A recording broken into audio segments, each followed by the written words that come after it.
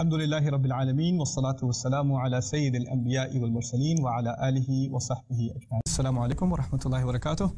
رمضان کریم انشاءاللہ تعالی اس سیریز میں پہلے اس ایپیسوڈ میں آپ کو تھوڑی سی تعارفی باتیں کر دوں آپ کے ساتھ اپنے بارے میں اور اس پروگرام کے بارے میں انشاءاللہ، اور پھر اگلے حلقات سے پھر قرآن کے بارے میں کچھ بحث ہوگی۔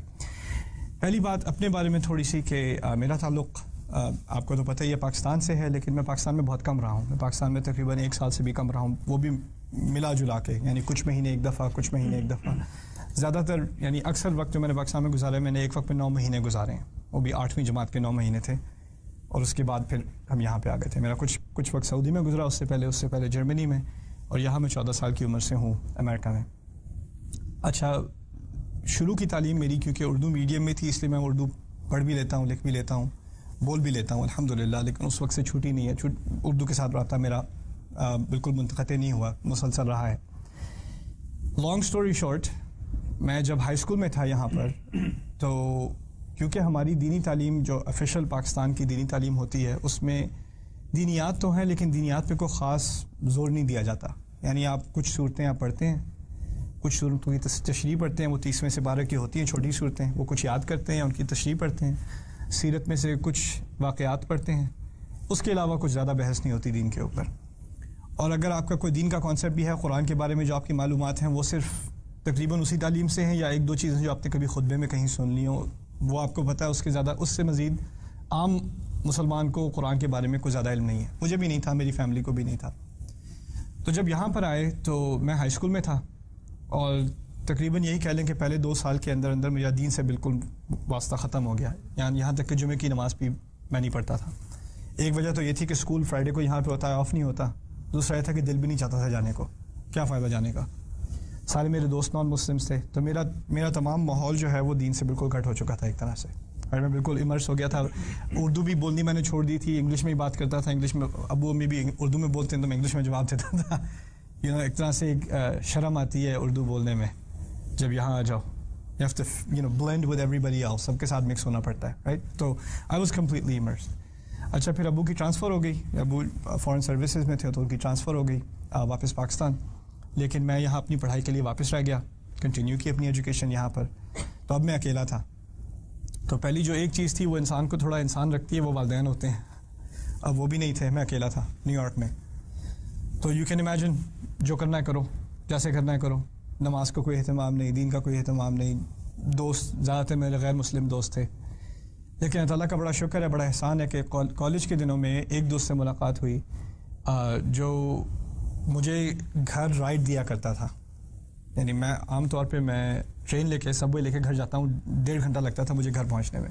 اس کے پاس گاڑی تھی، اور شاید میں نے دوستی بھی اس سے اسی لیے کی تھی کہ اس کے پاس گاڑی تھی۔ تو وہ گاڑی میں مجھے چھوڑا کرتا تھا گھر۔ تو ایک دفعہ وہ گھر، ہم رستے میں جا رہے تھے تو ٹریفک زیادہ تھی، تو اس نے مجھ سے کہا یار اگر تم برا نہ مانو تو میں ذرا روک کے نماز پڑھ لوں۔ اچھا، پہلے کبھی ایسا نہیں ہوا کہ نماز کے دوران ڈرائیو کر رہے ہوں، تو کبھی مجھے احساس نہیں ہوا کہ یہ نمازی ہے۔ تو اس نے مجھ سے کہا برا نہ مانو تو میں ذرا پل اوور کر کے نماز کر لوں۔ اس وقت آپ اندازہ کریں مجھے تقریباً 2 سال تو ہو گئے ہوں گے میں نے نماز نام کی کوئی چیز نہ سنی، نہ پڑھی، نہ عید کی نماز، نہ جمعے کی نماز، کچھ بھی نہیں۔ میں نے کہا پڑھ لو، جو کرنا ہے وہ کرو، تم کرو۔ تو وہ کسی مسجد میں گھما کے گیا کوئنس کے اندر، گاڑی باہر پارک کی، اندر چلا گیا۔ اب مجھے برا لگا کہ یار میں باہر بیٹھا ہوں، اندر جا کے نماز پڑھ رہا ہے، میں بھی اندر چلا گیا۔ اب مجھے یہ بھی نہیں یاد کہ وضو کیسے کرتے ہیں، تو میں نے وضو کے بغیر نماز پڑھی، ایسے ہی اس کے ساتھ ہی کھڑے ہو کے اس کو فالو کر کے نماز پڑھی۔ واپس آئے تو ایک دل میں احساس ہوا کہ یار یہ کیوں چھوڑ دی میں نے نماز۔ پھر میں نے نماز سیکھنی شروع کی دوبارہ چھوٹی صورتیں یاد کی، وہ بھی یاد نہیں تھیں، دوبارہ یاد کی، پھر دوبارہ نماز پڑھنی شروع کی، اور پھر ایک دفعہ جب نماز کا چسکا پڑا تو 5 وقت کی نماز پڑھنی ہے۔ پہلے تو یہ ہوا کہ یعنی دن کے آخر میں 5 نمازیں اکٹھی کر لو۔ پھر تھوڑا بہت سیکھا تو پتہ چلا کہ نماز کو اپنے وقت پہ پڑھنا پڑتا ہے۔ اللہ تعالیٰ نے قرآن میں فرمایا ہے ان الصلاۃ کانت علی المؤمنین کتابا موقوتا، نماز مومن پر ایک ایسی چیز ہے، جو ایسا قانون ہے جو وقت پر ہے، موقوت، اس کے خاص اوقات ہیں۔ تو ٹھیک ہے، اب وقت پہ نماز پڑھنی شروع کی۔ اب وقت پہ کبھی کالج کلاس چل رہی ہے تو بیچ میں سے چھوڑ کے ہال وے میں کبھی کلاس ہو رہی ہے، کبھی کہیں سب وے میں ہے تو سب وے اسٹیشن پہ سائڈ پہ ہو کے نماز ہو رہی ہے۔ تو نماز جب تھوڑی پڑھنی شروع کی تو احساس ہوا کہ کچھ پتہ نہیں پڑھ کیا رہا ہوں، مجھے سمجھ نہیں آتی پڑھ کیا رہا ہوں۔ تو تو کسی نے تحفے میں مجھے انگلش ٹرانسلیشن دی قرآن کی، یوسف علی کی ٹرانسلیشن، مجھے ابھی تک یاد ہے رحمہ اللہ، ان کی ٹرانسلیشن تھی اردو کی اور انگلش کی، اور ان کی انگلش اگر آپ نے پڑھی ہو تو اٹس فیلز لائک شیکسپیئر، بہت مشکل انگریزی ہے. تو وہ میں سبوے میں پڑھنے کی کوشش کرتا تھا لیکن سمجھ نہیں آتی تھی کیا کہہ رہے ہیں. پھر میں نے اردو ترجمہ پڑھنے کی کوشش کی، اردو میں اور کنفیوز ہوا، کیونکہ اردو میں جب ترجمہ کرتے ہیں تو وہ لفظاً ترجمہ کرتے ہیں نا، تو وہ یہ نہیں کہتے میں شروع کرتا ہوں، کہتے ہیں کرتا ہوں شروع، اس طرح الٹی ترتیب میں لکھتے ہیں ترجمہ. اور پھر سائڈ پہ بڑے موٹے موٹے حاشیے ہوتے ہیں جو کسی انسان کو سمجھ نہیں آتے. تو وہ آئی گیو اپ، میں نے کہا یہ تو میرے سمجھنے سے باہر ہے. یعنی قرآن پڑھنے سے زیادہ جواب آنے کے بجائے زیادہ سوال ذہن میں آنے شروع ہو گئے. یہ سبجیکٹ ایک دم سے ایسے چینج کیوں ہو گیا، یہ بار بار بات دہرائی کیوں جا رہی ہے، اگر یہ سورہ، اس کا نام سورہ بقرہ ہے تو اس میں گائے کے علاوہ عورت کی دوسری باتیں کیوں ہو رہی ہیں، اگر اس سورت کا نام آل عمران ہے تو اس میں عمران کی فیملی کے بارے میں بات ہونی چاہیے، اور کیا بات کیوں ہو رہی ہے یہاں پر، اور یہ کیا چیز ہے، یہ چکر ہے، کچھ مدنی ہے کچھ مکی صورت ہے، اچھا مکی پہلے تھیں مدنی بعد میں تھیں، تو شروع میں ہی ساری مکی کیوں نہ کر دیں، آخر میں ساری مدنی کیوں نہ کر دیں. یہ سوال میرے ذہن میں آنے شروع ہو گئے. اچھا میں اب سوال پوچھوں بھی تو کس سے پوچھوں، کوئی پوچھنے والا جواب دینے والا نہیں. اچھا اب آگے تھوڑی اور کہانی چلی. ایک موقع ملا مجھے، ڈاکٹر عبدالسمیع آئے ہوئے تھے پاکستان سے، وہ میرا خیال ہے فیصل آباد میں ہوتے ہیں اب. روز رات کو 20 تراویح، اور ہر 4 رکعت کے بعد جو 4 رکعت میں پڑھا گیا اس کا ترجمہ اور تفسیر، اور ہلکی سی تفسیر، یعنی ترجمہ ہی کہہ لیں لیکن مسلسل ترجمہ. کوئی مشکل بات ہو تو اس کو تھوڑا سا ایکسپلین کر دیا لیکن چلتے رہے روانی کے ساتھ. تو روزانہ ایک سپارے کا ترجمہ اور تفسیر، یعنی رات کو 1-2 بجے تک ان کا پروگرام چلتا تھا. تو میں ایک دفعہ گیا، میں نے سنا، میں نے پہلی دفعہ سمجھا کہ مجھے قرآن واقعی سمجھ میں آنا شروع ہو گیا ہے. تو میں روزانہ گیا، میں 30 دن مسلسل اس پروگرام میں گیا، دورہ ترجمہ قرآن میں. اور اس پروگرام کے آخر میں نے ان سے جا کے کہا کہ آپ جو کام کرتے ہیں میں نے یہ کام کرنا ہے. I was so inspired. پہلی دفعہ مجھے احساس ہوا کہ میں پوری زندگی مسلمان رہا ہوں لیکن مجھے یہ پتہ نہیں تھا کہ قرآن ہے کیا چیز. پہلی دفعہ مجھے یہ احساس ہوا کہ قرآن میں کوئی ایسی بات ہے جو مجھ سے کی جا رہی ہے. تو میں نے ان سے کہا کہ میں جو آپ کام کرتے ہیں میں کرنا چاہ رہا ہوں. تو انہوں نے مجھ سے کہا ہاں بہت آسان ہے، عربی سیکھ لو.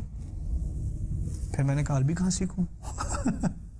تو کہتے ہیں میری کلاس 2 دن میں شروع ہو رہی ہے، آ جانا. ان کا 3 ہفتے کا کورس تھا، 3 گھنٹے کا روزانہ کا. میری روٹین یہ تھی، میں صبح جاب پہ جاتا تھا، پھر وہاں سے کالج جاتا تھا، پھر وہاں سے یہاں مسجد آتا تھا 3 گھنٹے کی کلاس کرنے، پھر دوبارہ اگلے دن صبح 5 بجے دوبارہ روٹین شروع. 20 گھنٹے میرے تقریباً دن ہوتے تھے. ان کے ساتھ عربی پڑھی 3 ہفتے. 3 ہفتے کو بڑی بات نہیں ہے. 3 ہفتے کا کورس ختم کرنے کے بعد انہوں نے نوٹس کیا کہ میری کو خاص دلچسپی تھی عربی میں، اور اللہ تعالیٰ نے بھی ذہن کھول دیا عربی کی طرف. ویسے باقی کلاسوں میں بڑی چین سے سوتا ہوں، عربی کلاس میں مجھے نیند نہیں آئی ہے. تو انہوں نے کہا کہ تم ایسا کرو، تم میرے ساتھ دوبارہ پڑھ لو یہی کورس. تو انہوں نے مجھے 1-on-1 3 مزید ہفتے جسٹ پرسنلی مجھے اور پڑھایا 3 ہفتے. اور پھر اس کے بعد ان کی فلائٹ واپس پاکستان جا رہی تھی. تو انہوں نے کہا اچھا اب تمہیں مجھے پیمنٹ کرنی ہے. جاتے دن آخری دن مجھے کہتے ہیں، ڈاکٹر صاحب کہتے ہیں مجھے پیمنٹ کرنی ہے. میں نے کہا آپ جو کہیں. پیسے تو میرے پاس تھے نہیں، خیر پیمنٹ کیا کروں گا میں، شاید میں فش سینڈوچ لے کے آیا تھا، میں ان کو دے دیتا. تو کہتے ہیں اب تمہیں پڑھانا ہے، جو میں نے تمہیں پڑھایا وہ تمہیں پڑھانا ہے. ڈاکٹر صاحب میں نے 6 ہفتے پڑھا ہے، میں کیا پڑھاؤں گا، مجھے کیا پتہ ہے. نہیں جس کو پڑھا سکتے ہو پڑھاؤ، بس پڑھاؤ. اوکے آپ کہتے ہیں تو پڑھا دیتا ہوں. پھر میں نے اپنے کالج میں عربی پڑھانی شروع کی. دوستوں کو عربی، جو سنے نہ سنے اسے میں نے عربی پڑھانی شروع کر دی. گھر میں عربی پڑھانی شروع کر دی. شادی ہوئی تو وائف کو عربی پڑھانی شروع کر دی. کسی کو نہیں چھوڑا، بس عربی پڑھانی شروع کر دی. ایک طرف سے اور جتنی عربی پڑھوں پھر مجھے احساس ہوا کہ ٹھیک ہے مجھے کچھ فنڈامنٹلز، کوئی بیسک عربی تو آ گئی ہے ڈاکٹر صاحب کی وجہ سے، لیکن مجھے اپنی تعلیم بھی آگے کرنی ہے. میرے پاس اتنا علم نہیں ہے کہ میں پوری طرح قرآن کو سمجھ سکوں. ٹھیک ہے اب کچھ قرآن سمجھ آنا شروع ہو گیا.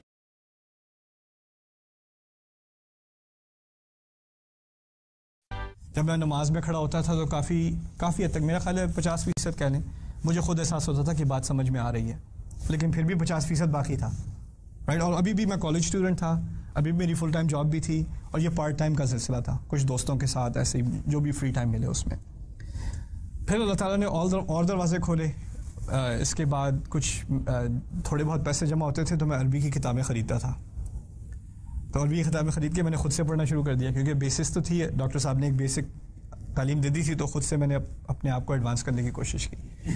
تو مدینہ کا کریکولم، پھر ریاض کا کریکولم، پھر ایجپٹ کا کریکولم، العربیۃ بین یدیک، پھر کیمبرج یونیورسٹی کا کریکولم، پھر جارج ٹاؤن یونیورسٹی کا کریکولم، ایک کے بعد دوسرا میں نے خود سے پڑھنا شروع کیا. اور جہاں کہیں پھنس جاتا، کیونکہ نیو یارک میں تھا، وہاں امام بہت ہیں، تو کسی مسجد میں گئے، کسی عرب امام سے پوچھ لیا یہ کیا ہے، یہ کیا ہے، یہ کیا ہے، ورنہ خود سے مطالعہ کنٹینیو کیا میں نے. اچھا اس دوران کیونکہ میرے نزدیک جو میری موٹیویشن تھی عربی پڑھنے کی، وہ اصل تھی قرآن سمجھنا. میں صرف عربی اس لیے پڑھنا چاہتا تھا کہ مجھے قرآن ڈائریکٹلی سمجھ آئے اور زیادہ سے زیادہ سمجھ آئے.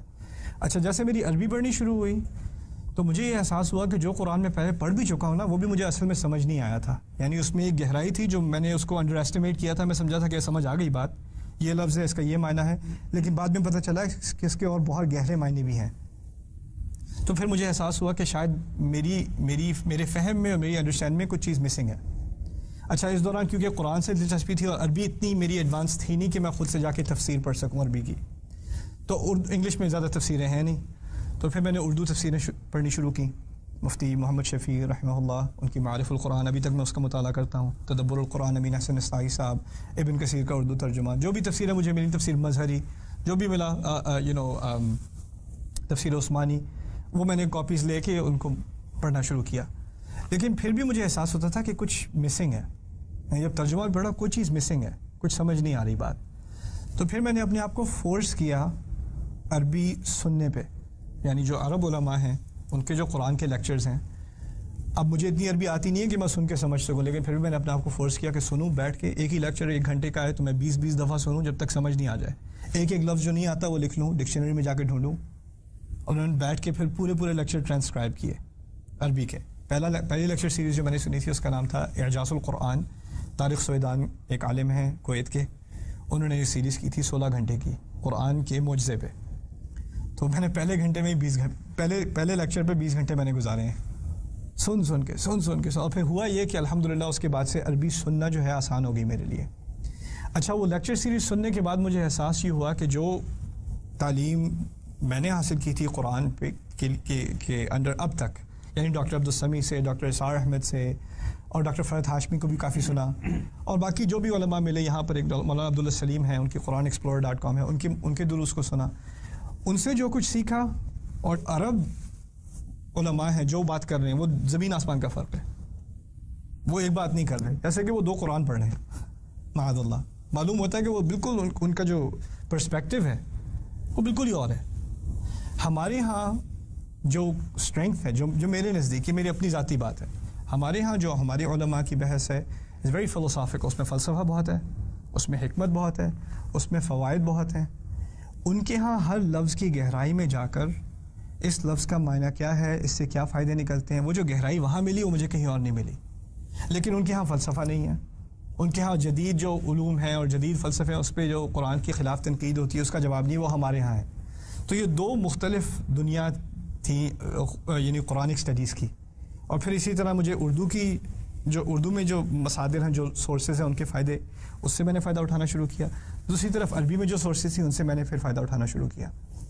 اچھا عربی میں جب میں نے یہ سیریز پڑھی، پہلی دفعہ اسٹڈی کی جو مولانا طارق سویدان کی سیریز تھی، اس کے بعد مجھے یہ احساس ہوا کہ قرآن میں جو خوبصورتی ہے، اصل خوبصورتی، وہ اس کی عربی میں ہے. اور اس کے ترجمے میں آپ اس کا میسج تو سمجھ سکتے ہیں، یعنی اوور آل جو بات کی جا رہی ہے وہ عربی میں آپ سمجھ سکتے ہیں، لیکن قرآن کی خوبصورتی صرف عربی میں ہی سمجھ آئے گی. What makes the Quran beautiful. اور یہ 2 مختلف چیزیں ہیں، قرآن کے میسج کو سمجھنا اور قرآن کی خوبصورتی کو اپریشیٹ کرنا، یہ 2 مختلف چیزیں. کوئی آرکیٹیکٹ آپ کو انجینئرنگ بتا سکتا ہے کہ یہ بلڈنگ کس فاؤنڈیشن پہ بنی ہے، اس کے کالم کہاں پر ہیں، کتنے فلور اوپر جا سکتی ہے، اس کا اسٹرکچر کتنا پرانا ہے، یہ چیزیں وہ بتا سکتا ہے. لیکن بلڈنگ کی خوبصورتی ایک اور معاملہ ہے، بلڈنگ کا انٹیریئر ڈیزائن ایک اور معاملہ ہے. وہ آرکیٹیکٹ کا مسئلہ نہیں ہے، وہ ڈیزائنر کا مسئلہ ہے. یہ دو الگ الگ باتیں. میرے نزدیک اب تک سارا میرا فوکس تھا قرآن کے پیغام پر، قرآن کے میسج پر، قرآن کو سمجھنے پر. لیکن مجھے کبھی اس بات کا احساس بھی نہیں ہوا کہ قرآن ایک خوبصورت چیز ہے. قرآن کا کلام بہت خوبصورت ہے اور اس سے انسان بہت امپریس ہوتا ہے سنتے کے ساتھ ہی. یہ چیزیں جیسے میری عربی ایڈوانس ہوئی، مجھے یہ باتیں سامنے آنی شروع ہوئیں. تو میں نے اپنے ایک ٹیچر سے کہا، عرب تھے، لما لا نعلم هذه البلاغة في اللغات الأخرى. یہ چیزیں ہم دوسری زبانوں میں کیوں نہیں سکھاتے؟ یہ میں نے کبھی اردو میں نہیں سنی یہ بات، نہ کبھی انگلش میں سنی، صرف عربی میں یہ بات سیکھی. تو یہ ہم کسی اور زبان میں کہیں، انہوں نے مجھے صاف صاف کہہ دیا هذا لا يمكن في اللغات الأخرى هذا لمن يفهم العربية والعربية فقط. یہ ممکن نہیں ہے کسی اور زبان میں، یہ صرف عربی میں ہی ہو سکتا ہے، یہ آپ کسی اور زبان میں کر نہیں سکتے. قرآن کی جو بلاغت ہے، اس کی جو خوبصورتی ہے، وہ صرف عربی میں ہی ایکسپلین کی جا سکتی ہے، اور کسی زبان میں ایکسپلین کرنا اس کو ممکن نہیں ہے. میرے دل میں ان کے لیے بہت احترام ہے، لیکن میرے دل میں ان سے اس بات میں اختلاف تھا. میرے نزدیک یہ بات کسی اور زبان میں ایکسپلین کسی حد تک کی جا سکتی ہے. تو اس تھیوری کو سامنے رکھتے ہوئے میں نے ایک پروگرام تیار کیا، اس کا نام تھا ڈیوائن اسپیچ. انگلش میں نے تیار کیا تھا وہ پروگرام ڈیوائن اسپیچ. ان میں یہ تمام عربی سورسز جن میں یہ باتیں کی جا رہی ہیں قرآن کی خوبصورتی کے بارے میں، ان کو میں نے جمع کر کے اس کے کچھ نوٹس بنا کے میں نے ایک ویکینڈ کا سیمینار تیار کیا.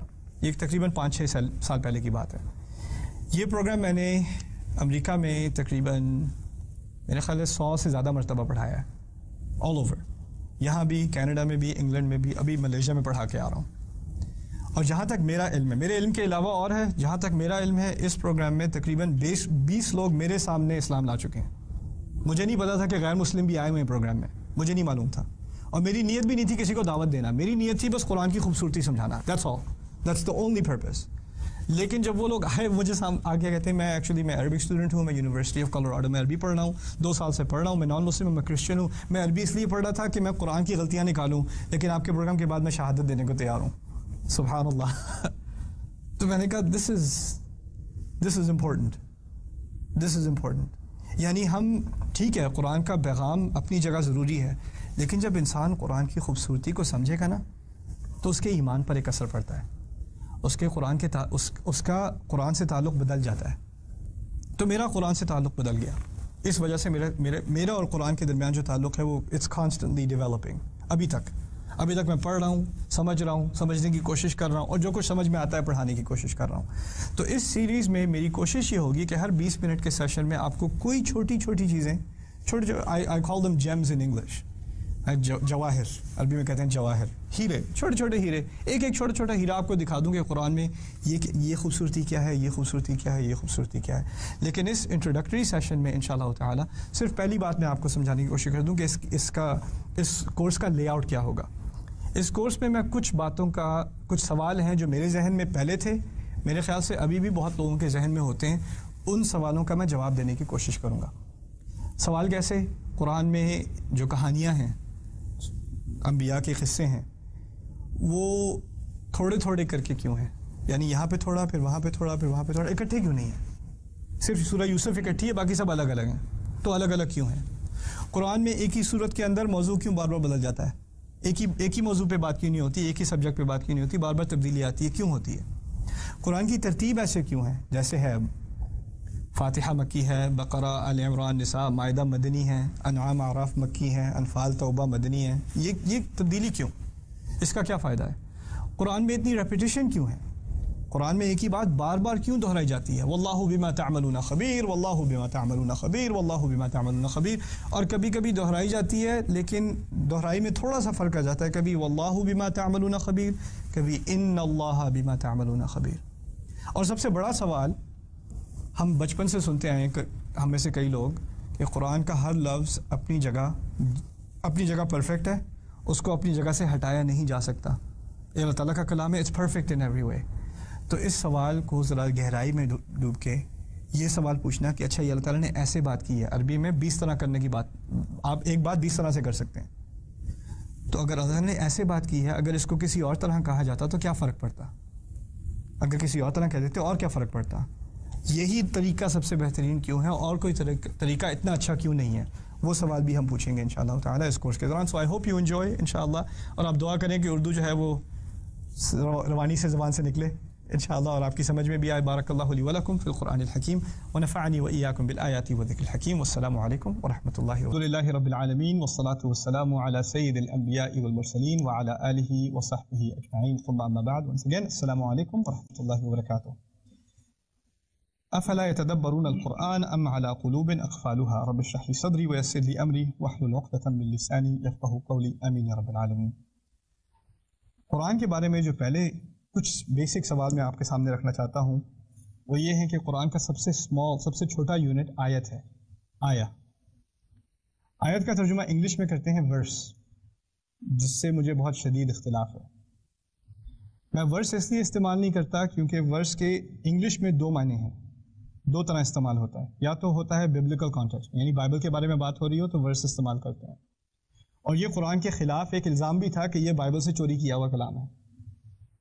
تو کوئی ایسا لفظ استعمال کرنا جس سے یہ ہنٹ بھی ہو کہ اس کا بائبل سے ڈائریکٹ تعلق ہے, یعنی اس سے لیا گیا ہے, آئی ڈونٹ اگری, تو ورس میں اس لیے استعمال نہیں کرتا. دوسری بات ورس میں یہ ہے کہ ورس استعمال ہوتا ہے پوئٹری کے لیے, سانگس کے لیے, گانوں کے لیے, شعر کے لیے, verses of poetry, verses of songs, right. اور قرآن میں بہت اسٹرانگ نگیشن ہے, وما علمناہ الشعر وما ينبغی لہ, بہت سختی سے کہا گیا ہے, نہ ہم نے اس کو شاعری سکھائی ہے, نہ اس کو فٹ آتی ہے, نہ اس کے لائق ہے, نہ رسول صلی اللہ علیہ وسلم کے لائق ہے شاعری, یعنی شاعری سے اس کا کوئی تعلق نہیں ہے. اس لیے میں ورس کا لفظ استعمال نہیں کرتا. لیکن پھر ایک کنفیوژن آتی ہے کہ آیت کے لیے کیا لفظ استعمال کیا جائے. کیا آیت کے لیے سینٹنس استعمال کیا جائے, جملہ استعمال کیا جائے؟ نہیں, کیونکہ کچھ آیات ہیں جیسے فاتحہ پڑھتے ہیں الحمدللہ رب العالمین الرحمن الرحیم مالک یوم الدین, یہ تین آیات ہیں لیکن جملہ ایک ہی ہے, ایک جملہ ہے لیکن تین آیات پر ڈسٹریبیوٹ ہے. یا یوصیکم اللہ فی اولادکم للذکر مثل حظ الانثیین, سورہ نساء کی بہت لمبی آیت ہے وراثت پر. ایک آیت ہے, اس میں بہت سارے جملے ہیں, یعنی کبھی کبھی ایسا ہوتا ہے کہ بہت ساری آیتیں مل کے ایک جملہ بنتی ہے, ایک جملہ بنتا ہے. کبھی ایسا ہوتا ہے کہ ایک ہی آیت کے اندر بہت سارے جملے ہیں. کبھی ایسا ہوتا ہے کہ آیت ایک لفظ ہے, الرحمن, سورۃ الرحمن, الرحمن ایک لفظ ہے, دیٹس این آیہ. علم القرآن اگلی آیت ہے, جملہ ایک ہی, بلکہ الرحمن علم القرآن دونوں ملا کے ایک جملہ بنتا ہے, لیکن اس کو دو آیتوں میں ڈیوائڈ کیا ہوا ہے. پھر کبھی کبھی آیت ایسی ہوتی ہے جو انسان کی سمجھ سے باہر ہے, الف لام میم کاف ہا یا عین صاد, وہ بھی آیت ہے. یعنی آیت کو کسی اور لفظ سے تعبیر کرنا میرے نزدیک غلط ہے. It's a unique proprietary construct of قرآن. قرآن کی ایک الگ کنسٹرکشن ہے جس کو آپ کسی اور لٹریچر سے کمپیئر نہیں کر سکتے, اور یہ بہت اہم نقطہ ہے. قرآن کو کسی بھی اور لٹریچر سے کمپیئر نہیں کیا جا سکتا, اس کے اپنے سٹینڈرڈ ہیں, اور عام غلطی یہ ہوتی ہے کہ ہم, اور کیونکہ ہم کتابیں زندگی بھر پڑھتے ہیں, ٹیکسٹ بک اسکول میں پڑھتے ہیں, ناول پڑھتے ہیں, آرٹیکلس پڑھتے ہیں, میگزینس پڑھتے ہیں, رائٹ, اور کتابیں پڑھتے ہیں, تو ہمارے ذہن میں ایک اسٹرکچر ہے, کتاب کا ایک اسٹرکچر ہونا چاہیے, کتاب کی ایک ڈویژن ہوتی ہے, ایک آرگنائزیشن ہوتی ہے.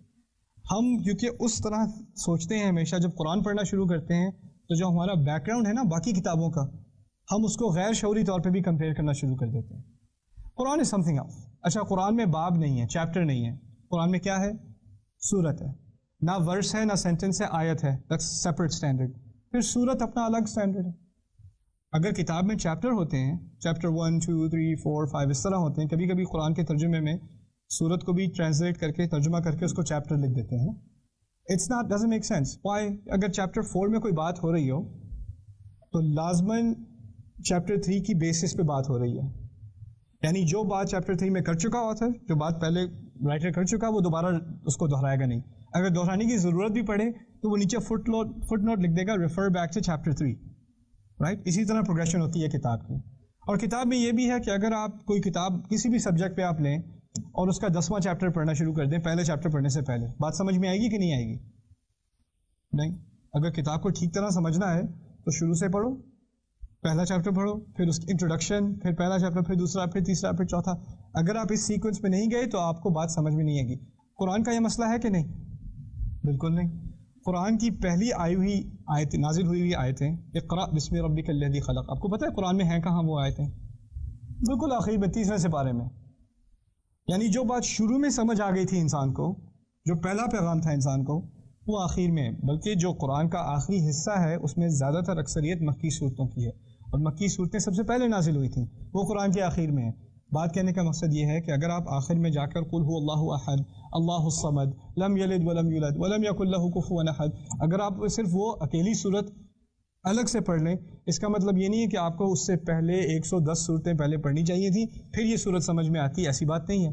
یعنی صورت ایک طرح سے انڈیپینڈنٹ ہے, ایک طرح سے وہ انڈیپینڈنٹ ہے. کچھ تعلق ہے باقی صورتوں سے, لیکن کافی وجہ سے ہر صورت ایک طرح سے انڈیپینڈنٹ بھی ہے. لیکن چیپٹر کی یہ بات نہیں ہوتی, ہر چیپٹر دوسرے چیپٹر کے ساتھ ڈیپینڈنٹ ہوتا ہے, لگا ہوتا ہے, جڑا ہوتا ہے, اور آپ اس کو اپنی جگہ سے ہٹا بھی نہیں سکتے. ٹھیک ہے نا؟ تو سورہ از ناٹ چیپٹر, آیا is not verse, it's it's own standard. It's on standard. پھر ایک بہت اہم بات جو اس انٹروڈکشن میں کر دینی چاہیے، قرآن، سوال یہ ہوتا ہے کہ یا تو قرآن تقریر ہے، کلام ہے، یا کتاب ہے، لکھی ہوئی چیز ہے یا بولی ہوئی چیز ہے. یہ سوال ہے، بہت ضروری سوال ہے. انسان کے لکھنے میں اور انسان کے بولنے میں زمین آسمان کا فرق ہے. ابھی میں آپ سے بول رہا ہوں، اور جب میں بولتا ہوں تو میری زبان میں غلطی بھی ہوتی ہے، میں اپنے آپ کو ریپیٹ بھی کرتا ہوں، غلطی سے انگریزی کے لفظ بھی بیچ میں داخل کر دیتا ہوں، کرتا ہوں کہ نہیں؟ انسان کی اسپیچ میں اگر انگریزی میں ہو، اردو میں ہو، کسی بھی زبان میں ہو، غلطی لازمی ہے، وہ ہوتی ہے. اور پھر انسان اپنے آپ کو کریکٹ بھی کرتا ہے، واپس جا کے دوبارہ اپنے آپ کو ریپیٹ بھی کر دیتا ہے. ٹھیک ہے نا؟ اچھا، فرض کریں کہ میں کوئی تقریر دے رہا ہوں اور کسی نے اس تقریر کا ٹرانسکرپٹ، پوری ریکارڈنگ اس کو ٹائپ کر دیا. اس میں ریپیٹیشن ہوگی کہ نہیں؟ لازمی ہوگی. اس میں گرامیٹیکل مسٹیکس، غلطیاں ہوں گی کہ نہیں؟ تو اس کو ایڈٹ کرنا پڑے گا کہ نہیں؟ لازمی. یہ بات سمجھنے کی ضرورت ہے کہ قرآن جب نازل ہوا تو نہ رسول صلی اللہ علیہ وسلم کے سامنے ایک لکھی ہوئی کتاب تھی، ہوتی بھی وما كنت تتلو من قبله من کتاب وما تخطه بيمينك، آپ تو پڑھتے ہی نہیں ہیں کتاب. قرآن میں خدا آیت نازل ہو گئی، آپ تو پڑھنے والے ہیں ہی نہیں، اور آپ اپنے ہاتھ سے لکھ بھی نہیں سکتے. وما تخطه بيمينك اذا لارتاب المبطلون. اگر جو لوگ آپ کو جھوٹا کہتے ہیں ان کو کوئی شک ہو رہا ہے تو وہ دکھا دے کہاں سے پڑھ رہے ہیں. لیکن یہ سمجھنے کی ضرورت ہے کہ قرآن شروع سے ہی اپنے آپ کو کتاب کہتا ہے. کتاب کہا جاتا ہے جو چیز باؤنڈ، پرنٹڈ، ٹائپڈ، ریٹن، اسے کتاب کہتے ہیں. لوگوں کے سامنے کتاب تھی کہ نہیں؟ لوگوں کے سامنے کوئی کتاب نہیں تھی. کتاب ہوتی بھی تو کس کے ہاتھ میں ہوتی؟ رسول کے ہاتھ میں ہوتی. رسول کے ہاتھ میں کتاب کا کیا فائدہ؟ اس رسول کو تو پڑھنا نہیں آتا صلی اللہ علیہ وسلم.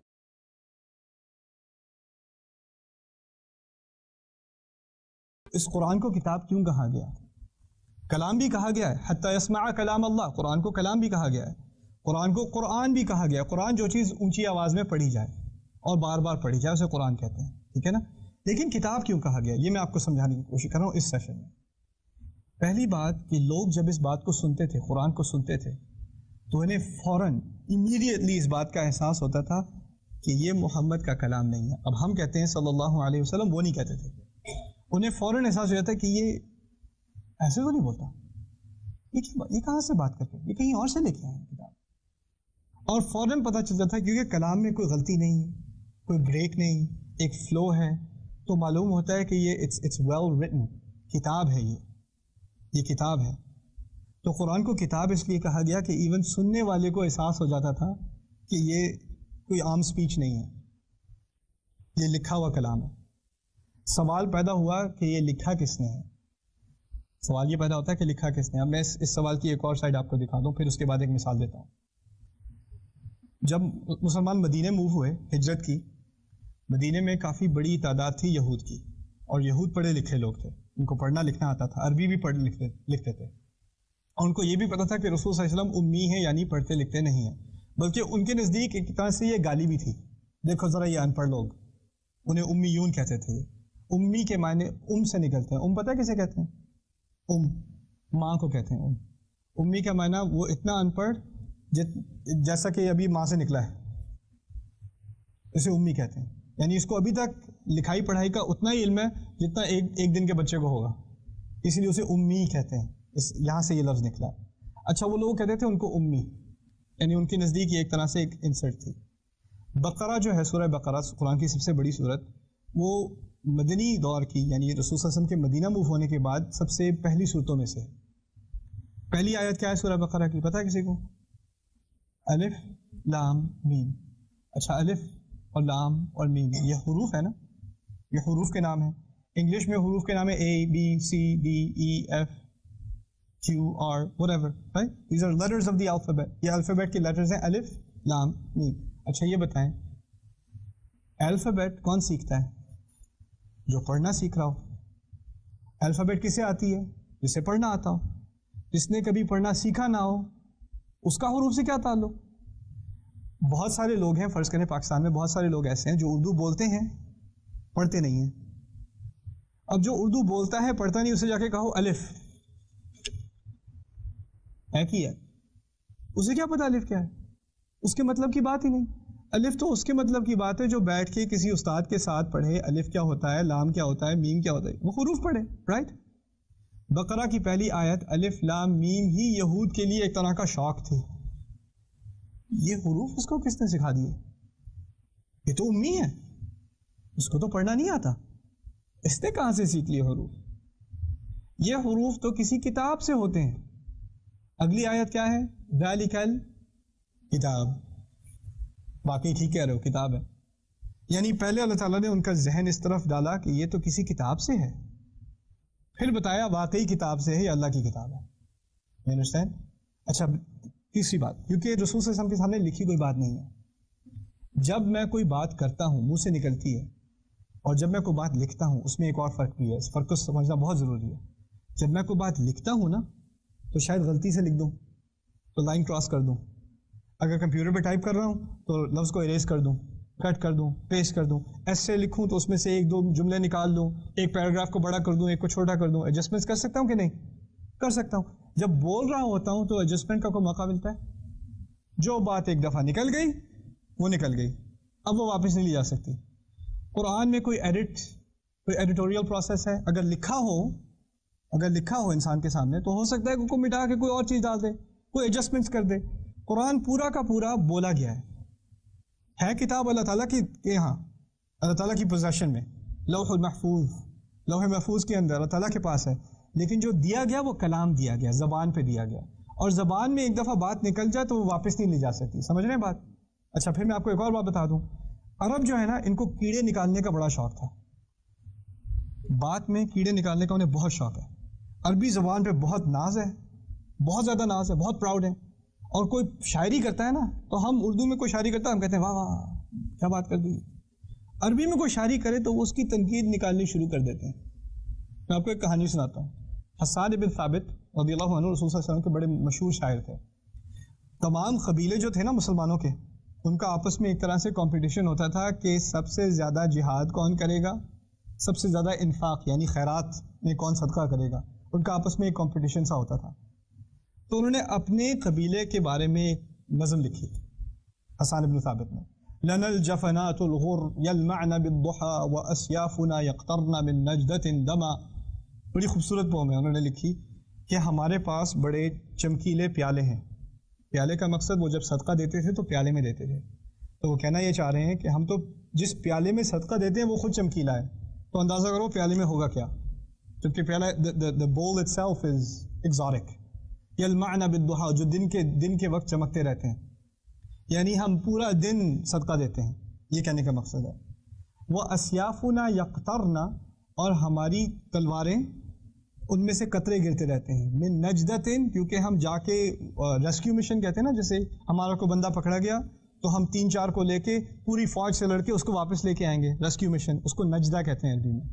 ہماری تلواریں خون سے ڈبکتی رہتی ہیں کیونکہ ہمیشہ ہم ان مشنز پہ جاتے رہتے ہیں. ہماری تلواروں کو سوکھنے کا موقع نہیں ملتا. تو پہلی لائن پوئٹری کی تھی، ان کے شعر کی تھی اپنی خیرات کے بارے میں، دوسری تھی بہادری کے بارے میں. رائٹ. خنسا رضی اللہ عنہا ان کی شاعری سن رہی تھی. انہوں نے حسان کو بلایا، کہتی ہیں قلت جفنات لو قلت جفان لکان احسن. آپ نے جفنات کا، جفنات پیالے، اگر جفان کہتے تو بہتر ہوتا. جفنات کہتے ہیں کیونکہ عربی میں جمع 2 طرح کی ہے. ایک جمع ہے جو 10 سے کم، ایک جمع ہے وہ 10 سے زیادہ. انہوں نے جفنات استعمال کیا، وہ 10 سے کم. خنسانے کا جفان کہتے تو زیادہ آپ لوگ زیادہ جنرلس ہوتے. آپ کے پاس صرف 9 پیالے ہیں کیا؟ زیادہ نہیں ہیں. الغر یلمعن بالضحى، پھر وہ کہتی ہیں، آپ نے کہا یلمعن وہ چمکتے ہیں، آپ کو کہنا چاہیے تھا یشرقنا. چمکتے نہیں ہیں، ان سے خود روشنی نکلتی ہے. چمکنے کا مقصد ہے روشنی کہیں باہر سے آتی ہے پھر اس پہ سے آ کے چمکتی ہے. آپ کو کہنا چاہیے تھا یشرقنا. پھر آپ نے کہا تھا بالضحى دن میں چمکتے ہیں، تو کہتی ہے دن میں تو پتھر بھی چمکتا ہے. باللیالی رات کو چمکنے کی بات کرنی چاہیے تھی. پھر کہتی ہے اسیافنا کی جمع یہ جو ہے نا، پھر وہ والی جمع ہے جو 10 سے کم ہوتی ہے. یار تمہارے پاس تو تلواریں ہی نہیں ہے، سیوفنا کہنا چاہیے تھا. کچھ تلواریں تو ہوں تمہارے پاس، سیوفنا.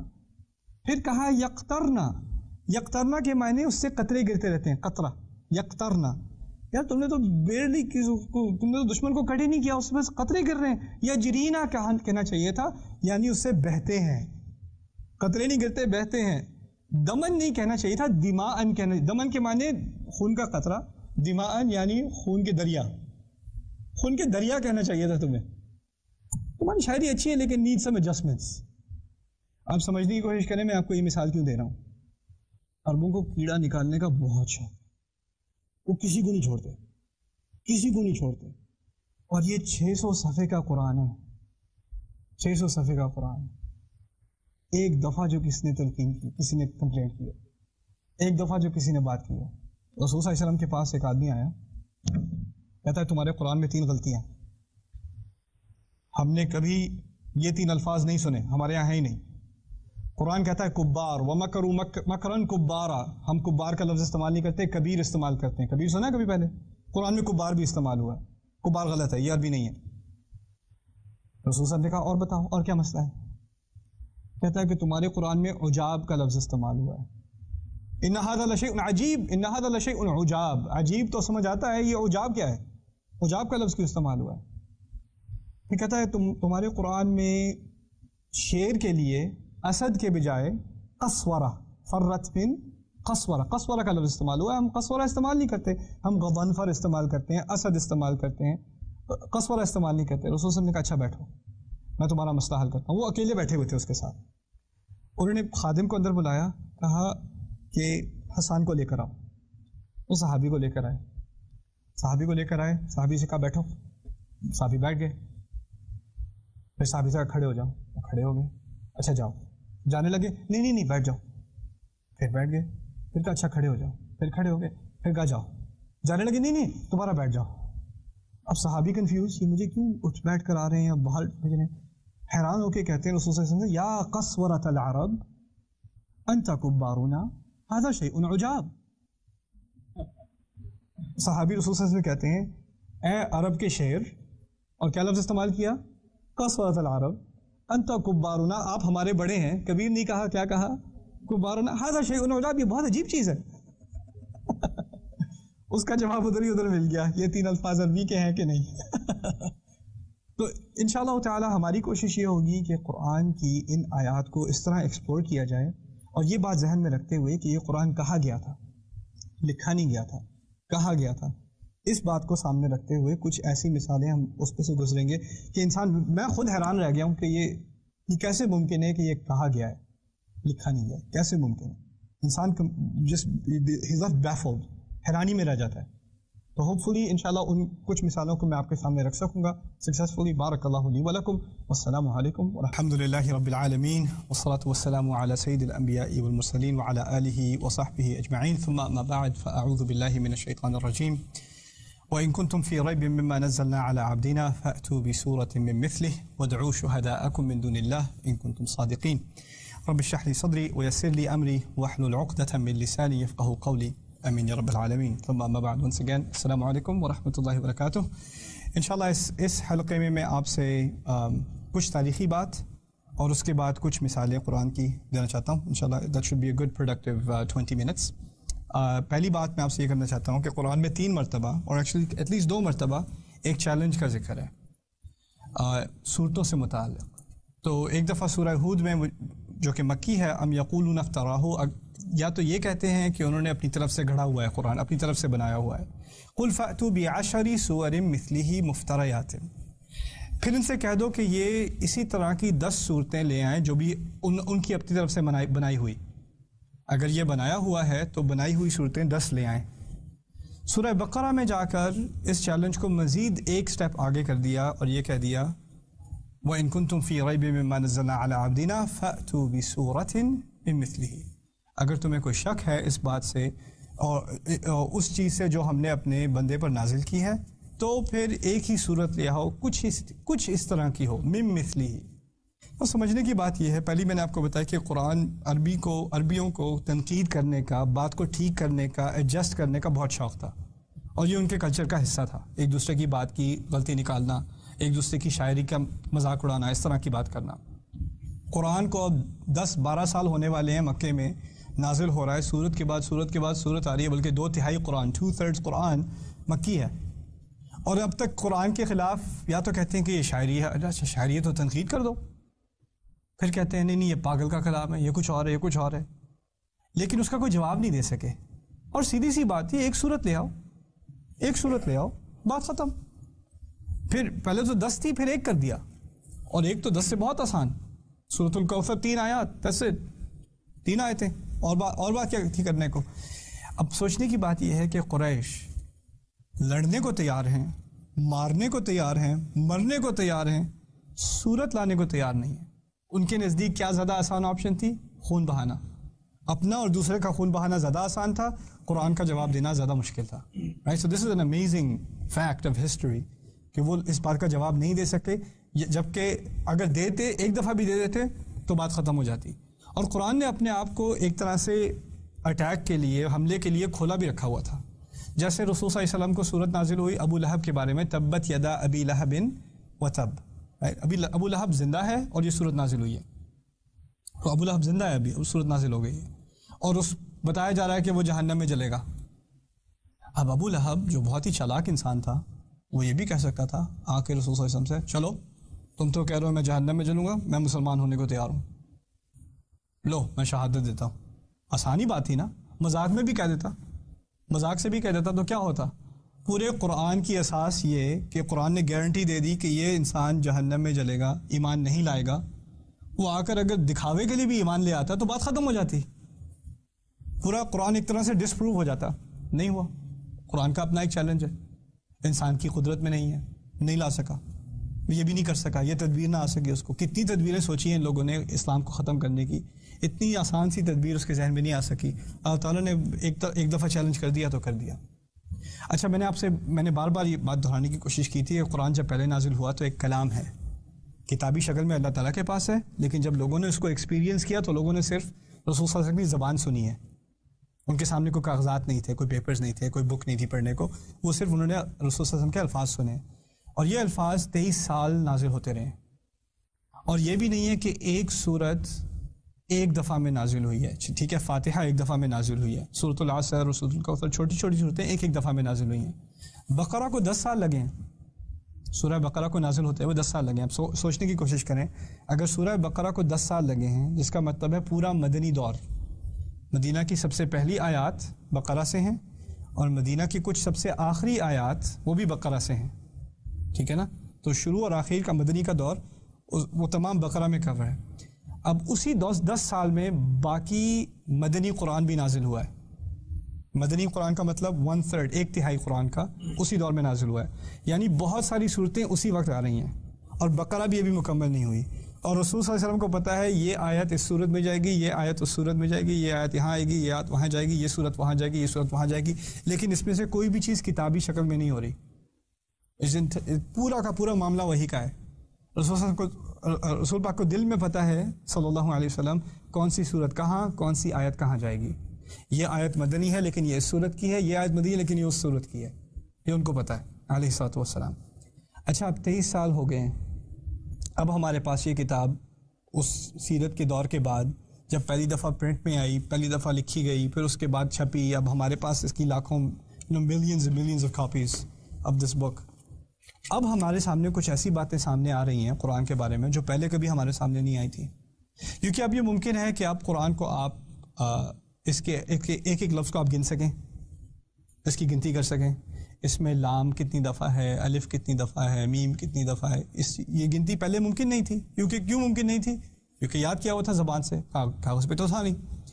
تو اب اس گنتی کے بعد کچھ عجیب چیزیں قرآن کے بارے میں سامنے آئی. میں ان میں سے کچھ چیزیں آپ کے سامنے رکھ دوں، پھر ولید بن مغیرہ کی مثال انشاءاللہ. قرآن میں دنیا کا لفظ الدنیا 115 دفعہ استعمال ہوا ہے پورے قرآن میں، کچھ مکی کچھ مدنی، 115 مرتبہ، 115 ٹائمز. آخرت کا لفظ بھی 115 دفعہ استعمال ہوا ہے. دنیا 115 دفعہ اور آخرت 115، 115 ٹائمز دنیا، 150 ٹائمز آخرہ. اب آپ اندازہ کریں، میں آپ سے بات کر رہا ہوں وہ 1 گھنٹہ 1.5 گھنٹہ. اس بات کے دوران مجھے یاد ہے میں نے دنیا کتنی دفعہ استعمال کیا ہے، آخرت کتنی دفعہ استعمال کیا ہے، یہ مجھے یاد رہ سکتا ہے. اب فرض کریں میں آپ کو سکھا رہا ہوں 600 صفحے کی کتاب، 23 سال سے سکھا رہا ہوں. اس میں سے ایک لفظ میں نے خود نہ لکھا نہ پڑھا، لیکن پورے درس کے آخر میں دنیا کا لفظ اور آخرت کا لفظ ایک ہی نمبر، 115 مرتبہ دونوں. مطلب possible. It doesn't make any sense. پھر دوسری بات الملائکہ. ملائکہ کیا مطلب ہے پتہ ہے؟ فرشتے. ملائکہ I don't know how to say it in Urdu. 88 88. Very good. 88. My mother will be proud. 88 مرتبہ استعمال ہوا ہے ملائکہ. Guess what? شیاطین کتنی دفعہ ذکر کیا گیا ہے؟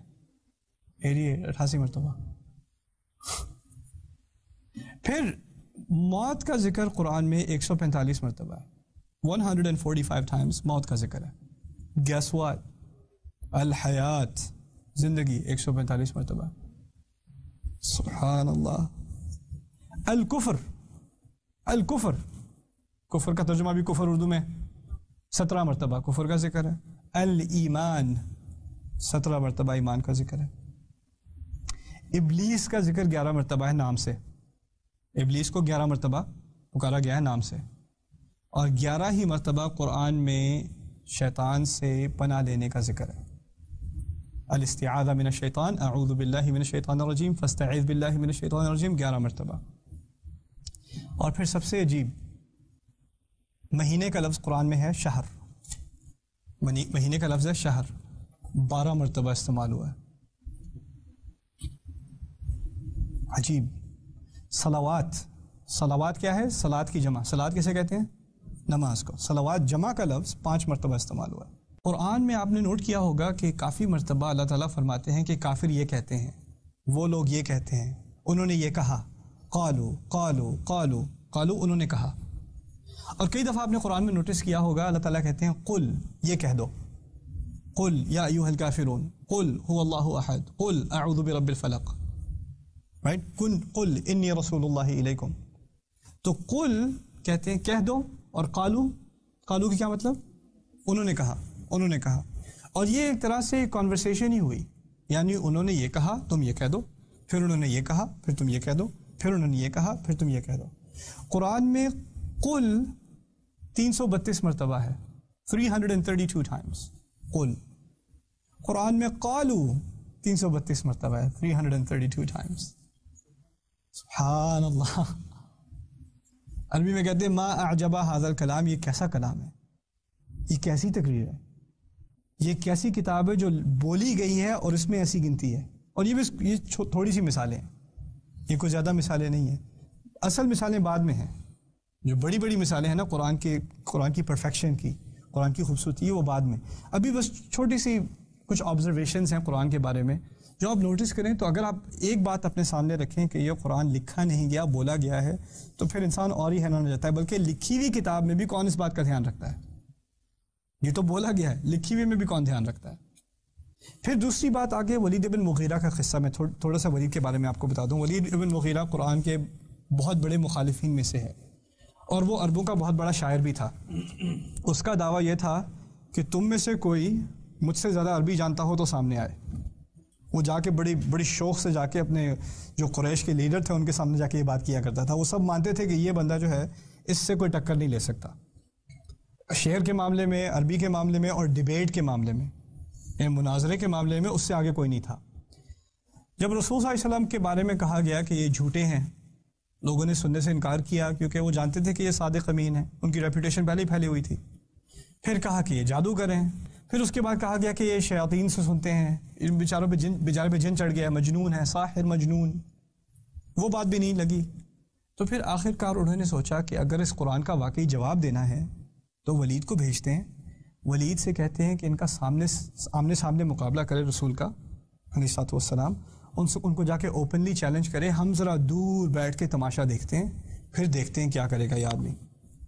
تو انہوں نے ولید کو بھیجا آگے رسول صلی اللہ علیہ وسلم نے بات کرنے, آگے ان سے ڈیبیٹ کرنے. اور یہ تقریباً 100 یارڈ کے فاصلے پہ دور سے تماشا دیکھنے کے لیے تیار ہیں باقی لیڈر قریش کے. اور ولید بھی آستین چڑھا کے میں بھی آتا ہوں ابھی دیکھنا.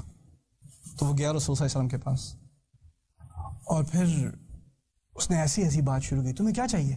پیسے چاہیے؟ ہم پیسے دینے کو تیار ہیں. تمہیں لیڈرشپ چاہیے؟ تمہیں تمام قبیلوں کا لیڈر ہونا ہے, ہم وہ بھی بنانے کو تیار ہیں. کون سی عورتیں پسند ہیں تمہیں؟ عورتوں کی طرف اشارہ کرو, ہم وہ تمہیں دینے کو تیار ہیں. ایسی باتیں رسول صلی اللہ علیہ وسلم کر رہا ہے, اور رسول صلی اللہ علیہ وسلم کھڑے سن رہے ہیں. پھر آخر میں کہا افرغت, فارغ ہو چکے؟ اپنی بات پوری کر لی؟ تو انہوں نے کہا ہاں بتاؤ کیا کہتے ہو؟ رسول صلی اللہ علیہ وسلم نے سورہ فصلت کی پہلی آیات پڑھنی شروع کی، جس قرآن کی تلاوت شروع کی، پہلی آیات سورہ فصلت کی پڑھنی شروع کر دی۔ اب ولید کھڑا سن رہا ہے، دور سے قریش دیکھ رہے ہیں ہوگا کیا، ان کو آواز نہیں آ رہی، وہ بس دیکھ رہے ہیں۔ ولید کھڑا سن رہا ہے اور کھڑے کھڑے رونا شروع ہو گیا، اور پھر ایسی دھاڑے مار کے رونا شروع ہو گیا کہ اس سے رہا نہیں گیا۔ آگے آیات آئیں، عذاب کی آیات آئیں، تو ہاتھ پکڑ کے رسول صلی اللہ علیہ وسلم کہتے ہیں بس کرو، بس بس بس، اور نہیں۔ پھر واپس آیا قریش کے پاس، اور قریش کہتے ہیں تمہاری شکل کو کیا ہوا ہے؟ قالوا شيئا عن وجهه، اس کی شکل کے بارے میں کہتے ہیں یہ اس شکل کے ساتھ، یہ شکل تو تم لے کے نہیں گئے تھے، یہ کون سی شکل لے کے واپس آئے ہو؟ کیا ہوا؟ کہتے ہیں میں اللہ کی قسم اس کے کلام میں کوئی مٹھاس ہے، وَإِنَّهُ يَعْلُو وَلَا يُعْلَى عَلَيْهِ، اور یہ کلام چھائے گا، اس پہ کوئی چیز نہیں چھا سکتی۔ یہ اس کا کلام ہے، ولید بن مغیرہ کا کلام ہے۔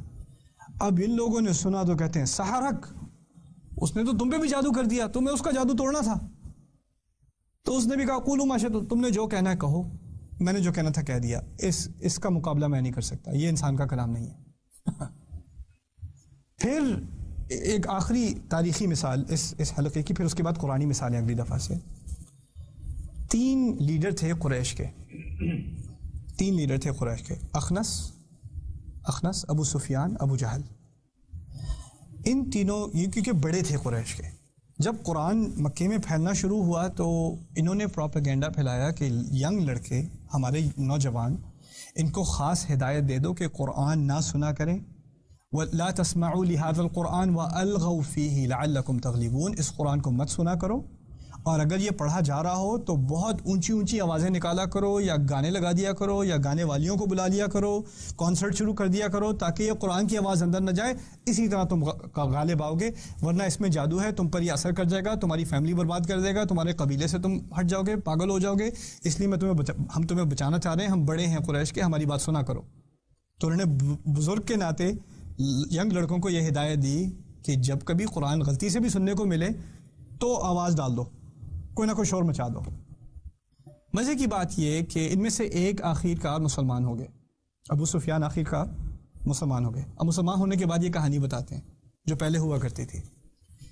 کہتے ہیں کہ میں اور اخنس اور ابو جہل، ہمیں ایک دوسرے کا پتہ نہیں تھا، لیکن ہم نے تھوڑا سا قرآن سنا تو ہم سے رہا نہیں گیا، لیکن ہم پبلکلی سب کے سامنے نہیں جا سکتے تھے سننے قرآن، کیونکہ لوگ کہتے ہیں ہمیں کہتے ہیں مت سنو، خود جا کے بیٹھے ہوئے ہیں۔ تو ہمیں پتہ تھا رات کو رسول جو ہے وہ قیام کرتا ہے گھر میں، رات کو تہجد پڑھتا ہے اور اونچی آواز میں پڑھتا ہے، تو ہم رسول کے گھر کے باہر ایک دیوار لگا کے میں ساری رات سنا کرتا تھا قرآن۔ ابو سفیان کہتا ہے صبح ہونے کو آئی، صبح ہونے سے پہلے پہلے میں نے کہا میں نکل جاؤں، پکڑا جاؤں گا۔ واپس جا رہا ہے تو دوسری طرف سے اخنس اور تیسری طرف سے ابو جہل بھی واپس آ رہے ہیں، ایک دوسرے کو پکڑے گئے، تم یہاں کیا کر رہے ہو، تم کیا کر رہے ہو، تم کیا کر رہے ہو؟ اچھا ایسا کرو، اللہ کی قسم کھاؤ آئندہ کبھی واپس مت آنا، اگر واپس آئے تو ان لوگوں کو پتہ چل جائے گا ہمارے جو نوجوان ہیں وہ ہماری بات کبھی نہیں سنیں گے۔ چلو بھائی قسم کھا لیا، واپس نہیں آ رہے۔ دوسرے دن ابو سفیان سے رہا نہیں کیا، وہ دوبارہ آ گیا، صبح کا ٹائم ہو رہا ہے، پکڑا جائے گا، پھر جانے لگا واپس۔ گیس وٹ، ادھر سے اخنس، ادھر سے ابو جہل، تین دن مسلسل یہ کام ہوا ہے۔ پھر تیسری دفعہ واقعی اللہ کی قسم، اللہ کی قسم، اللہ کی قسم، اب نہیں آتے واپس۔ کچھ دن ابو سفیان نے اس بارے میں سوچا، ابو جہل کے پاس گیا، اخنس اور ابو سفیان دونوں ابو جہل کے پاس گئے، ہم لوگوں نے 3 رات قرآن سنا ہے، کیا خیال ہے تمہارا؟ جادو تو نہیں ہے، جھوٹ تو نہیں ہے، پاگل کا کلام تو نہیں ہے، کیا کریں؟ ابو جہل کہتا ہے مجھے پتہ ہے پاگل کا کلام نہیں ہے، مجھے اچھی طرح پتہ ہے یہ جھوٹ نہیں ہے، مجھے اچھی طرح پتہ ہے اللہ کا کلام ہے، لیکن ہم ہیں بنو عامر، وہ ہے بنو ہاشم، اس کو رسول مان لیا تو بنو عامر تو ہمیشہ کے لیے ہار گئے، کیونکہ رسول سے اوپر تو کوئی ہو نہیں سکتا، کیسے مان لیں؟ برادری کی بات تھی، برادری کی بات تھی، سٹیٹس قبیلے کی بات تھی، حق اور باطل کی بات نہیں تھی۔ ورنہ یہاں تک کہ کافر بھی رات لگائے ہوئے قرآن سن رہا تھا، کافر بھی۔ اب آخری بات میں آپ سے کر دوں، سوچنے کی بات ہے، اب تراویحوں کے دن ہے، لوگ کہاں جاتے ہیں تراویح پڑھنے؟ وہ ایسی مسجد میں جاتے ہیں جہاں سب سے تیز پڑھائی جا رہی ہو.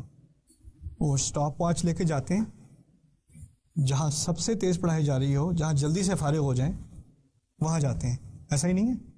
اور کھڑے بھی ہوں گے نماز میں, کوئی آرام سے پڑھا رہا ہوگا تو بڑی تکلیف ہوتی ہے, یار یہ کیا, مولوی صاحب کو کہہ دو ذرا جلدی کر دیں, اب بہت بھاری افطار کھایا تھا, اتنا قرآن سننے کا ہمارے پاس تحمل نہیں ہے. اس وقت کا کافر ساری رات چھپ چھپ کے قرآن سن رہا ہے, اور اس وقت کا مسلمان مسجد میں کھڑا ہو کے رکوع کب آئے گا یار, فارغ کر بھی دو یار, اتنا بھی لمبا. پہلے 2-3 دن تراویح کا جوش چڑھا, پھر اس کے بعد بخار اترا, اب کچھ 1-2 دن بعد جائیں گے, اب جائیں گے تو 4 پڑھ کے آ گئے, 6 پڑھ کے آ گئے, 8 پڑھ کے آ گئے, یا 20 میں بہت تکلیف ہوتی ہے اور یہ مسئلہ نہیں ہے کہ 8 پڑھنی چاہیے کہ 20 پڑھنی چاہیے, مسئلہ یہ ہے قرآن کو سننا چاہیے کہ نہیں.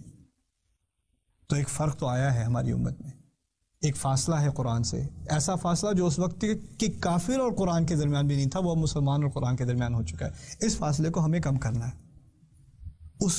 اگر وہ ماننے کو تیار بھی نہیں ہے, پھر بھی اس کے دماغ میں ہے کہ اس سے خوبصورت کلام میں نے کبھی نہیں سنا. سبحان اللہ. اللہ تعالیٰ اس کلام کی خوبصورتی ہم پر واضح کرے, اور ہمیں اس قرآن کے لیے ہمارے دلوں میں ایک محبت پیدا کرے. بارک اللہ لی ولکم. السلام علیکم. الحمد للہ رب العالمین والصلاة والسلام علی سید الانبیاء والمرسلین وعلی آلہ وصحبہ ومن استنى بسنتہ الی یوم الدین. اللہم اجعلنا منہم ومن الذین آمنوا وعملوا الصالحات وتواصوا بالحق وتواصوا بالصبر. آمین یا رب العالمین. ثم اما بعد. Once again, السلام علیکم ورحمۃ اللہ وبرکاتہ. قرآن کی ایک آیت پر اس پورے حلقے میں بحث ہوگی انشاءاللہ تعالی, اور میرا مقصد اس آیت کی بحث کا صرف یہ ہے کہ آپ کو میں یہ کچھ دکھا دوں کہ ٹرانسلیشن میں, ترجمے میں کیا چیز مسنگ ہے. پورے حلقے کا مقصد صرف ایک ہی ہے, what is missing in translation, ترجمے میں کیا چیز مسنگ ہے. وَإِذَا سَأَلَكَ عِبَادِي عَنِّي فَإِنِّي قَرِيبٌ أُجِيبُ دَعْوَةَ الدَّاعِ إِذَا دَعَانِ فَلْيَسْتَجِيبُوا لِي وَلْيُؤْمِنُوا بِي لَعَلَّهُمْ يَرْشُدُونَ. اور جب میرے بندے میرے بارے میں آپ سے سوال کریں تو بے شک میں قریب ہوں, میں پکارنے والے کی پکار قبول کرتا ہوں جب بھی وہ مجھے پکارے. تو چاہیے کہ وہ بھی میرا حکم مانیں, اور چاہیے کہ وہ مجھ پر ایمان لائیں تاکہ وہ ہدایت پائیں. یہ ترجمہ میں لکھ کے لایا ہوں اردو ترجمے سے, تاکہ آپ کے سامنے یہ روانی سے پیش کر دوں. ترجمہ سمجھ میں آیا ہے؟ اوکے, اچھا. اب شروع کرتے ہیں. وَإِذَا سَأَلَكَ عِبَادِي عَنِّي, جب میرے بندے آپ سے میرے بارے میں سوال کریں. یہ پہلا حصہ ہے آیت کا. اب شروع کا لفظ ہے اذا. اذا کہتے ہیں جب کو, when. دوسرا لفظ عربی میں ہے ان کہتے ہیں اگر کو. یعنی یہ کہا جا سکتا تھا جب میرا بندہ آپ سے سوال کرے, یا جب میرے بندے آپ سے سوال کریں, یا اگر میرے بندے آپ سے سوال کریں. تو جب اور اگر میں کیا فرق ہے, تھوڑا سا فرق سمجھنے کی کوشش کر لیں. ایک ماں ہے, اپنے بچے کو اس نے باہر بھیجا ہوا ہے پڑھائی کے لیے, 6 مہینے سے باہر گیا ہوا, چھٹیوں میں آئے گا. اب ماں انتظار میں ہے. اب ماں کیا کہے گی, جب میرا بیٹا آئے گا تو پراٹھے بناؤں گی, یا اگر میرا بیٹا آئے گا تو پراٹھے بناؤں گی. کیا کہے گی؟ اگر نہیں کہے گی. اگر نہیں کہے گی. اور کوئی اور غلطی سے اگر کہہ دے تو اس کی شامت آئے گی, یا مطلب اگر جب آئے گا. یعنی ماں کو ایک توقع ہے, ایک ایکسپیکٹیشن ہے کہ بیٹا آ رہا ہے, ٹھیک ہے نا, تو جب وہ کال کرے گا, یعنی اگر وہ کال کرے گا, جب وہ کال کرے گا. تو جسے محبت ہو, جسے انتظار ہو, کوئی دور چلا گیا ہے اس کا انتظار ہو, وہ اگر کا لفظ استعمال نہیں کرتا, وہ جب کا لفظ استعمال کرتا ہے. جب کے معنی ہے ایک توقع ہے, ایک مراد ہے, ایک طرح سے ایک آس ہے دوسرے کے آنے کی. اللہ تعالیٰ ہمارے انتظار میں ہے. آیت میں کب دعا کرو گے, یعنی اگر کرو گے, جب کرے گا, جب کرے, تو اس میں ایک توقع ہے. یہ پہلی بات. دوسری بات, اذا جب سے مراد ہے کہ یہ ہونا ہی ہونا ہے. اگر آپ اگر کا لفظ استعمال کریں تو ہو سکتا ہے ہو سکتا ہے نہ ہو, لیکن جب کا استعمال کریں تو آپ کو پورا یقین ہے کہ یہ ہوگا. اب آپ کو یہ نہیں یقین کہ آپ توبہ کریں گے کہ نہیں کریں گے, آپ کو اپنے بارے میں کوئی شورٹی نہیں ہے کہ آپ سیدھے راستے پہ آئیں گے کہ نہیں آئیں گے, لیکن اللہ تعالیٰ کو آپ کی طرف سے شورٹی ہے کہ یہ بندہ میرا واپس آئے گا اور مجھ سے دعا کرے گا. وَإِذَا سَأَلَكَ, عربی اور اردو میں اور انگلش میں, باقی زبانوں میں زمین آسمان کا فرق ہے. عربی زبان میں جب ماضی کا لفظ استعمال کریں نا تو اس کے مزید معنی بھی نکلتے ہیں. صرف ماضی کے معنی نہیں نکلتے, اس کے مزید فائدے بھی ہوتے ہیں. اس کے فائدوں میں سے ایک فائدہ یہ ہے کہ جو بات ایک دفعہ ہو اس کو ماضی میں استعمال کرتے ہیں, جو بات بار بار ہو اس کو حال میں استعمال کرتے ہیں. سألہ کا لفظ یہاں ماضی میں استعمال ہوا ہے ایز اپوز ٹو اذا یسألک عبادی سألک، یعنی میرے بارے میں آپ سے میرا بندہ ایک مرتبہ بھی سوال کر لے، یہ نہیں کہ بار بار سوال کرے، ایک دفعہ پوچھا ہے، ایک دفعہ پوچھا ہے، اس میں بھی بڑی حکمت ہے. یعنی وہ انسان جو صرف ایک مرتبہ بھی اللہ تعالیٰ کے پاس آئے، وہ بھی یہ نہ سمجھے کہ میں تو ہر روز تو میں نماز پڑھتا نہیں ہوں، ہمیشہ تو میں عبادت کرتا نہیں، وہ کیا میری کیا سنے گا؟ وہ تو جو لوگ ہر سال حج پہ جاتے ہیں، ہر رات جو ہے تہجد پڑھتے ہیں، ان کی دعا سنتا ہے، میں تو گناہ گار آدمی ہوں، میری کہاں سنے گا وہ؟ وَإِذَا سَأَلَكَ عِبَادِي، میرے وہ گناہ گار بندے سمجھ لیں جو کتنی دفعہ میرے بارے میں پوچھیں گے؟ ایک مرتبہ. عنی، پھر ان سے فَإِنِّي قریب، پھر میں بہت بے شک میں قریب ہوں، بے شک میں قریب ہوں. اس کو بھی سمجھنے کی کوشش کریں. اللہ تعالیٰ کے بارے میں بہت سارے سوال ہیں، بہت سارے. اس کی عبادت کیسے کی جائے، اس کے نام کیا ہیں، ان ناموں کے معنی کیا ہیں، اس کی توقعات کیا ہیں، کس بات کا اجر ملے گا، کس بات کی سزا ملے گی، کیسی غلطی معاف ہوگی. بہت سارے سوال ہیں، لیکن ان سب سوالوں کو چھوڑو، پہلی بات سمجھنے کی کوشش کرو. ایک ہی بات سمجھنے کی ضرورت ہے تمہیں. جو بھی سوال پوچھو پہلا جواب یہ ہے، میں قریب ہوں، میں قریب ہوں. یہ ایک بات سمجھ آ گئی، باقی سب سمجھ آ جائے گا.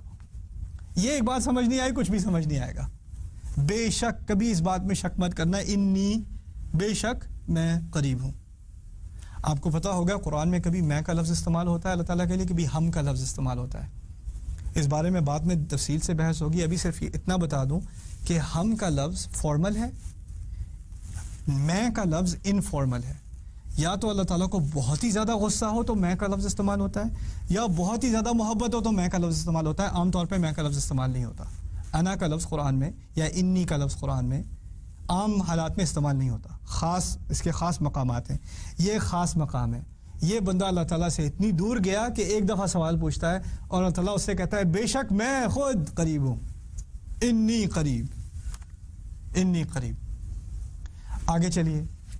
اب اس آیت میں اللہ تعالیٰ نے اپنی قربت کا تو اظہار کر دیا کہ وہ قریب ہے، لیکن قریب تھوڑی دیر کے لیے یا ہمیشہ کے لیے؟ یہ بھی سوال بنتا ہے. مقترب عربی میں کہتے ہیں جو قریب آ جائے. قریب اسے کہتے ہیں جو ہمیشہ قریب ہو. رحیم اسے کہتے ہیں جو ہمیشہ رحم کرے. حکیم اسے کہتے ہیں جس کے پاس ہمیشہ سے حکمت ہو. قریب اسے کہتے ہیں جو ہمیشہ قریب ہو. اللہ تعالیٰ کہہ رہا ہے کہ میں تو ہمیشہ سے قریب تھا، اب اور قریب آ گیا. فإنی قریب. تم دور گئے تھے، تم نے دوری کی تھی، میں نے دوری نہیں کی تھی. فإنی قریب. اچھا آگے عبادی. عبادی کا لفظ میرے بندے، اس کا جو مفرد ہے، جو واحد ہے اس کا، وہ عبد ہے یا عابد ہے. عبد عابد دونوں تقریباً ایک ہی معنی کے ہیں. اللہ تعالیٰ نے ہمیں اس آیت میں عبادی کہا نا، میرے بندے، میرے غلام. اسی طرح سمجھ لیں میرے غلام. غلام وہی ہوگا جو آقا مانے. اس آیت میں انسان بھولا ہوا تھا نا اپنے آقا کو، آقا کی بات مان بھی نہیں رہا تھا، بلکہ اس کے بارے میں تو سوال بھی نہیں پوچھتا. کبھی بھٹکے سے ایک دفعہ سوال پوچھ لیا، لیکن پھر بھی میرا بندہ ہی رہا. اس نے مجھ سے اپنا تعلق توڑ لیا، میں نے اس سے اپنا تعلق نہیں توڑا، وہ پھر بھی میرا بندہ ہے. یہ نہیں کہا وَإِذَا سَأَلَكَ الْغَافِلُونَ عَنِّي فَإِنِّي قَرِيب، جو مجھ سے غافل ہیں اگر وہ پوچھیں تو میں قریب ہوں. نہیں، یہ میرے بندے ہی ہیں، یہ میرے بندے ہی ہیں. غلطی کی ہے انہوں نے، ٹھیک ہے، بہت غلطیاں کی ہیں، وہ بھی ٹھیک ہے، مجھے بھول گئے پھر بھی ٹھیک ہے، پھر بھی میرے بندے ہیں. اور جب میرے بارے میں پوچھے میں پھر بھی اپنے آپ کو قریب کر رہا ہوں ہمیشہ کے لیے.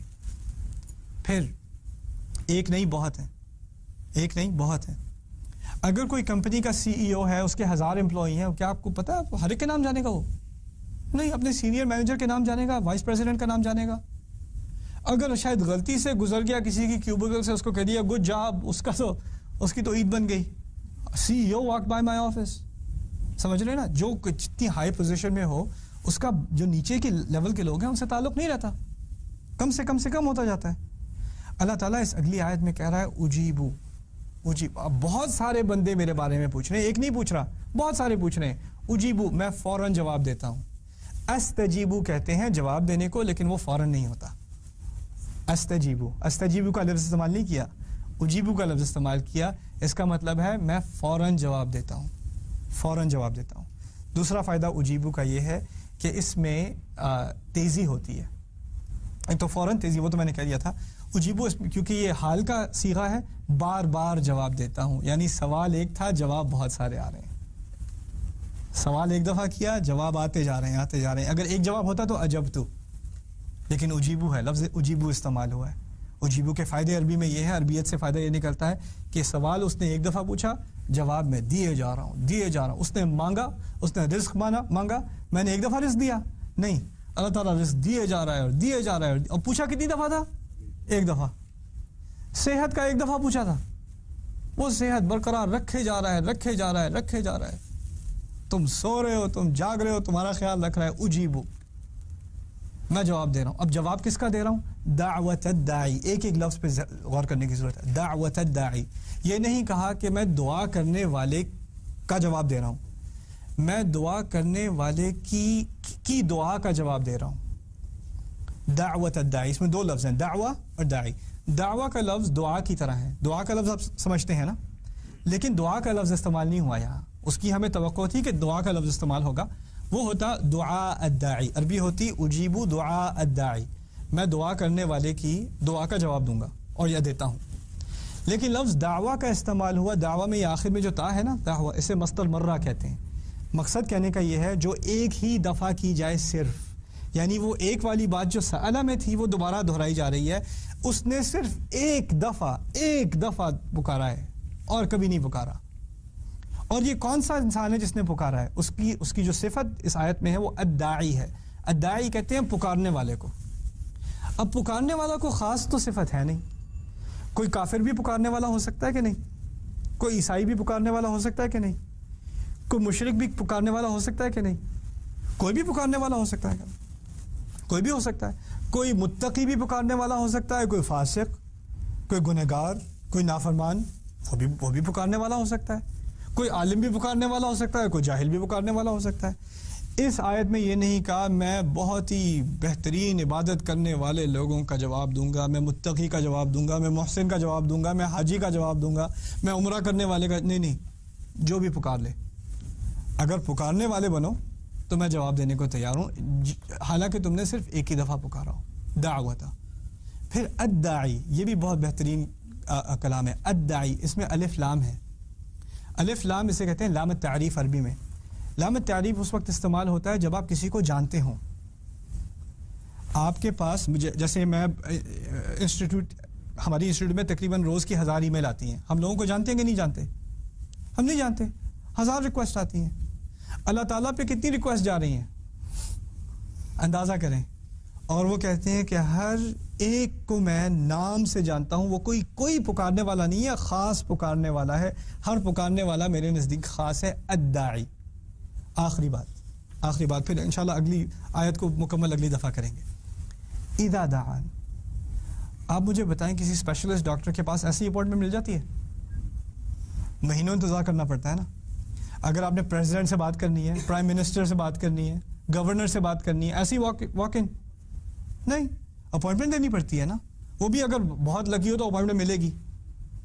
اللہ تعالیٰ سے لوگ کہتے ہیں سب سے بہترین دعا کرنے کا وقت کون سا ہے؟ مجھے ذرا بتائیں کون سے وقت دعا کروں تاکہ اللہ تعالیٰ فلان چیزیں مجھے دے دے. اس آیت میں جواب ہے اذا دعان، میں فوراً کسی بھی پکارنے والے کی دعا کا جواب دینے کو تیار ہوں جب کبھی وہ مجھے پکارے. یعنی یہ بھی نہیں کہا یہ خاص وقت ہے، اس کے علاوہ مجھے تک مت کرنا. اذا دعان، جب بھی پکار لے. What an amazing invitation in this ayah, سبحان اللہ. تو یہ میں ہائی لائٹ کرنا چاہ رہا ہوں کہ ترجمے میں کیا چیز مسنگ ہے. اس کی مزید تحقیق انشاءاللہ تعالی اگلے حلقے میں کریں گے. بارک اللہ لی ولکم فی القرآن الحکیم ونفعنی وإیاکم بالآیات والذکر الحکیم. والسلام علیکم ورحمۃ اللہ وبرکاتہ.